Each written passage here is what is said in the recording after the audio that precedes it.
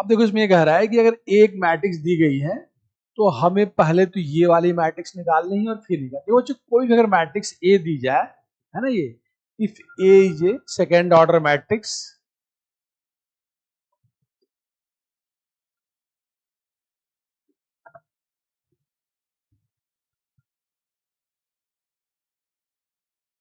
देखो बेटा यहां पे देखो ये कह रहा है कि यहां देखो एक मैट्रिक्स दी गई है, if A is a square matrix, if A is a square matrix, देखो जो आप लोगों ने पढ़ा होगा कोई भी अगर स्क्वायर मैट्रिक्स है, स्क्वायर मैट्रिक्स ऑफ ऑर्डर 2, अगर सेकेंड ऑर्डर की स्क्वायर मैट्रिक्स है, देखो हम लोगों ने ये पढ़ा होगा कि कोई भी अगर स्क्वायर मैट्रिक्स है तो अपने कैरेक्टरिस्टिक इक्वेशन को जरूर सेटिस्फाई करती है, देन इट मस्ट सेटिस्फाई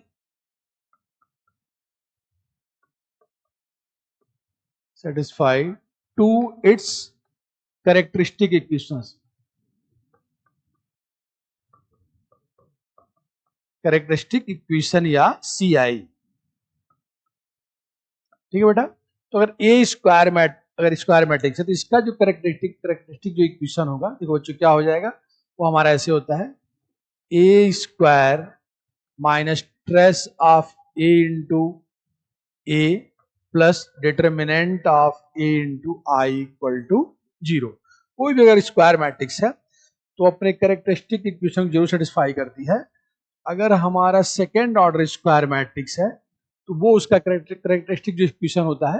वो हमारा ऐसे होता है A square minus trace of A into matrix A plus determinant of A into I equal to 0। तो बच्चों इसी कंसेप्ट पे है, ए मैट्रिक्स है और उससे संबंधित ये किसका पॉलिनोमियल दिया गया है। सबसे पहले मैट्रिक्स का हम लोग कैरेक्टरिस्टिक इक्वेशन देखो बच्चों लिखेंगे यहाँ पे। देखो ए मैट्रिक्स है तो इसका अब इसका ट्रेस ऑफ ए अगर हम निकालना चाहें तो ट्रेस ऑफ ए मतलब उसका लीडिंग डायगोनल का सम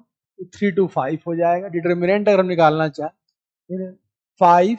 ये हो जाएगा 5 माइनस 20, 5 माइनस 20 हो जाएगा माइनस 6 माइनस 20 है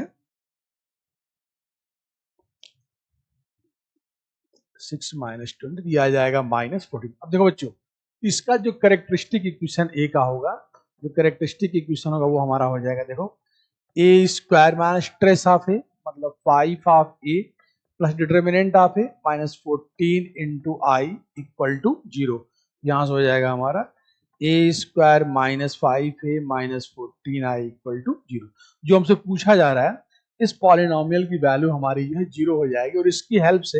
देखो बच्चों हमको ए क्यूब की वैल्यू निकालनी है। देखो हम लोग ए क्यूब कैसे निकालते हैं, यहां से देखो बच्चों हो जाएगा यहाँ पे ए स्क्वायर की वैल्यू निकालनी, जब इधर जाएगा तो हो जाएगा 5a प्लस 14i, ठीक है। अब देखो हमको ए क्यूब अगर निकालना है यहाँ पे, इसमें अगर हम ए से देखो बच्चों अगर हम मल्टीप्लाई कर दें इसको, ए से मल्टीप्लाई करें तो लेफ्ट हैंड साइड में आ जाएगा ए क्यूब, यहाँ आ जाएगा 5a स्क्वायर, तो 5a स्क्वायर, ए स्क्वायर की वैल्यू हो जाएगी 5a plus 14i, 5a plus 14i, 5a square plus 14a, यह आ जाएगा जा रहा है 25 है और 14 है, ये हो जाएगा हमारा 39a और ये हो जाएगा 14 इंटू 5 70i। यही हमारा a क्यूब की जो वैल्यू आ जाएगी 39a प्लस 70i।